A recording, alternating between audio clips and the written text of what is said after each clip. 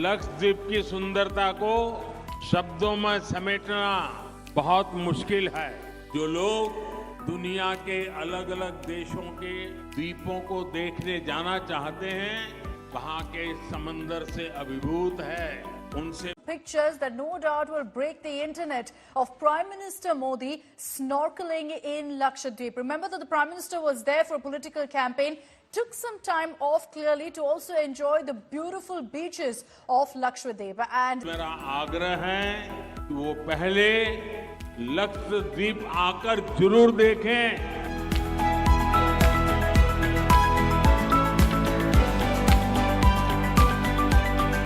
की शुरुआत एक बड़ी खबर से कर रहे हैं जो चीन से आ रही है।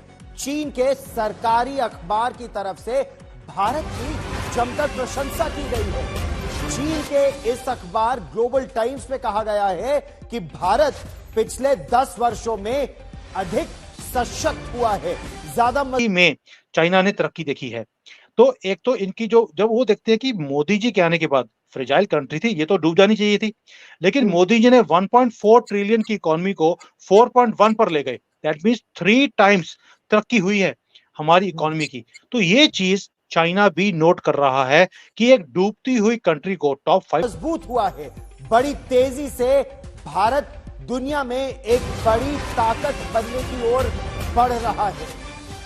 ग्लोबल टाइम्स में एक लेख लिखा गया है और इस लेख में प्रधानमंत्री नरेंद्र मोदी के नेतृत्व में आर्थिक विकास, सामाजिक शासन और विदेश नीति के क्षेत्र में भारत ने महत्वपूर्ण प्रगति पर ले गए। ये कौन सा मैजिक है भारत का? एक जो हमारी फॉरेन पॉलिसी है, इसकी तारीफ तो बनती है भाई, और चाइना भी इसकी तारीफ कर रहा है कि भारत की जो फॉरेन पॉलिसी है वो कमाल की है। और मुझे जो वो एक नए तरीके की कूटनीति उभर करके आ रही है कि पहले हम तमाम जो विश्व ताकतें थी उनको बैलेंस करते थे, अब हम मल्टी अलाइनमेंट की तरफ, मतलब कि हर एक के साथ रिश्तों को एक दूसरी तरफ लेकर के जा रहे हैं। हो रही थी कि चाइना अगर इन चीजों को, 2 चीजों को रिकॉग्नाइज कर रहा है, वो दिखती हैं। लेकिन जो तीसरी पॉइंट था वो सबसे ज्यादा हैरान करने वाला था कि जो हमारा गवर्नेंस सिस्टम है गवर्न करने का, वो बहुत बेटर हो गया है। ये तमाचा मुझे 2014 में सोचा था कि ऐसा भी दिन आएगा जहां पर दुनिया हमें सलाम करेगी, इंक्लूडिंग कंट्रीज लाइक चाइना। क्या पॉसिबल था ये कि बाइडेन जैसा आदमी, जिसको हम बोलते हैं कि मोस्ट पावरफुल कंट्री का प्रेसिडेंट है, पूरे वर्ल्ड को लीड करता है, वो मोदी जी जो भारत का प्रधानमंत्री है, उसके पास आके बोलेंगे अरे यार तुम कर क्या रहे हो, तुम्हारी वर्ल्ड में 70-75% रेटिंग है, मेरी अपनी कंट्री में मेरी कोई इज्जत नहीं है, तेरी पूरी दुनिया में इज्जत भी है, एंड दुनिया तुम्हारे ऊपर ट्रस्ट करती है भारत के ऊपर बिकॉज ऑफ मोदी। तुम ऐसा क्या काम करते हो? कुड यू एवर इमेजिन कि दुनिया आके पूछेगी? और ऑस्ट्रेलिया में जाएंगे तो वहां पर उनका प्रधानमंत्री बोलता है even in my country Modi is the boss. Could you ever imagine that? तो ये जो चीज है ये विजिबल है, और अगर आपका दुश्मन भी इसको रिकॉग्नाइज कर रहा है, इसका मतलब है कि उनके कान में भी ना घंटियां गूंज रही हैं कि भाई कुछ अजूबा हो रहा है, वी हैव टू सी। और इस प्रोफेसर ने बोला भी है कि जो यहाँ पर इकोनॉमिक एक्टिविटी हो रही है, जो कुछ भारत कर रहा है, जो बैलेंसिंग फैक्टर्स लेके चल रहा है, एक तो उन्होंने ना, मुझे जब वो मैं आर्टिकल पढ़ रहा था उसका, I saw one thing very sad कि पहले भारत अपने आप को बैलेंस करने की कोशिश करता था, कभी रशिया को और अमेरिका को बैलेंस कर रहा है, कभी चाइना को और मिडिल ईस्ट को बैलेंस कर रहा है, कभी पाकिस्तान को और सऊदी अरेबिया को। हम सिर्फ सारा टाइम जैसे होता है ना रस्सी के ऊपर वो एक लड़का बच्चा सा बड़ा होता है, डंडा लेके कभी इधर बैलेंस कर रहा है, उधर बैलेंस कर रहा है। हमारे मनमोहन सिंह और सारे कांग्रेसी सारा टाइम यही पोल डांस ही करते रहते थे, पता नहीं क्यों, हो सकता है डीएनए का पार्ट हो। लेकिन मोदी जी के आने के बाद उन्होंने लिखा भी है ये कि ये बैलेंसिंग फैक्टर नहीं है, we are not doing any balancing factor. उन्होंने वर्ड यूज किया था alignment. We are aligning with the whole world. आज अगर हमने यूएसए के साथ रिलेशंस है तो हमारा रशिया के साथ भी है, अगर जापान के साथ है तो चाइना के साथ भी है। भाई चाइना और जापान दोनों एक दूसरे की आंखों में आंखें डाल के बात नहीं करते, लेकिन हमारा रिलेशन सबके साथ रखा हुआ है। That means we are aligning with the whole world.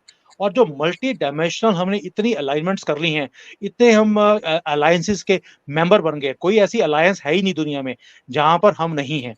तो ये जो चीज है ये भी चाइना को दिखती है कि भाई दुनिया को, उन्होंने ये वर्ड यूज किया, दुनिया को भारत की इस स्ट्रेटजी से सीखना चाहिए।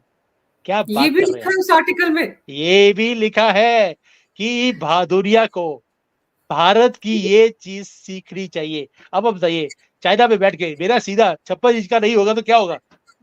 आपका वहां 56 हो रहा है, हमारा 108 हो रहा है। लेकिन मैं तो यही नहीं समझ पा रही हूँ कि ग्लोबल टाइम्स में, जिसको कि हम लोग ये मानकर चलते हैं कि कम्युनिस्ट पार्टी ऑफ चाइना का माउथ पीस है, हम तो यही मानकर चलते हैं कि वो जो बोलते हैं वो चाइनीज गवर्नमेंट ने कहा होता है। उसमें अगर एक प्रोफेसर आप बता रहे इतनी सारी विस्तार में बातें लिखे, और तो ये तो तारीफ के पुल ही बांध डाले उन्होंने।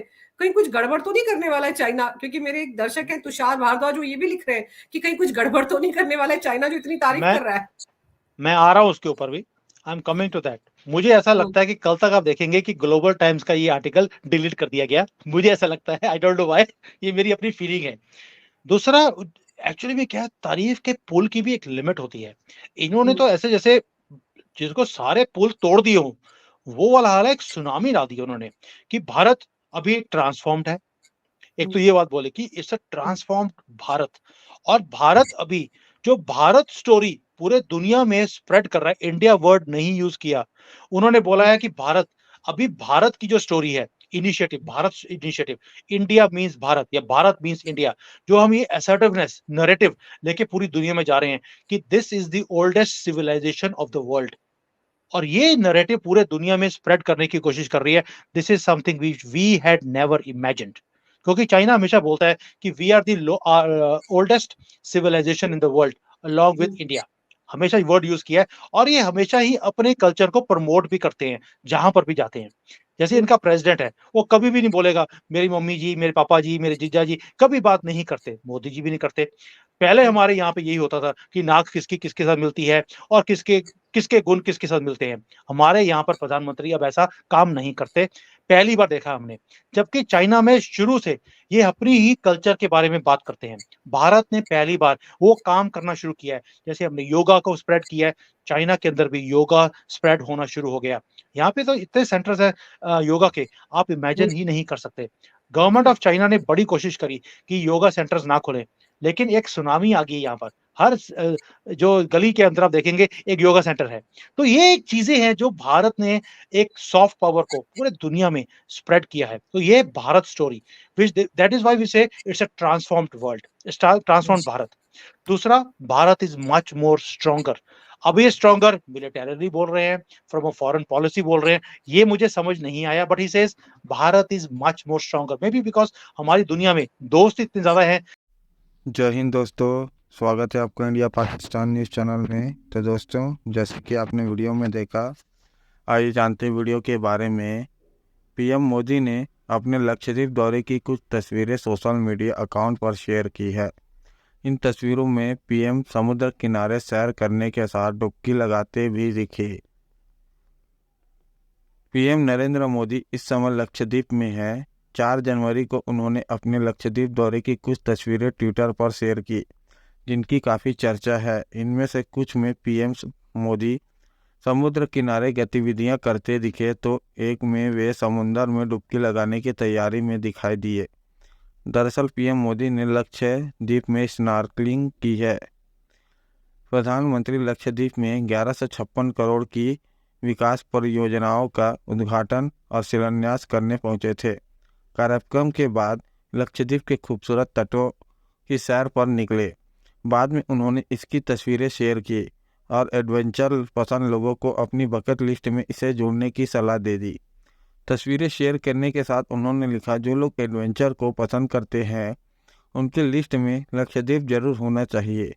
अपने इस दौरे में मैंने स्नॉर्कलिंग का लुत्फ उठाया, क्या शानदार एक्सपीरियंस था। पीएम मोदी ने जो तस्वीरें शेयर की हैं उनमें से 2 लाइफ गार्ड पीएम मोदी को स्नॉर्कलिंग करने में मदद कर रहे हैं।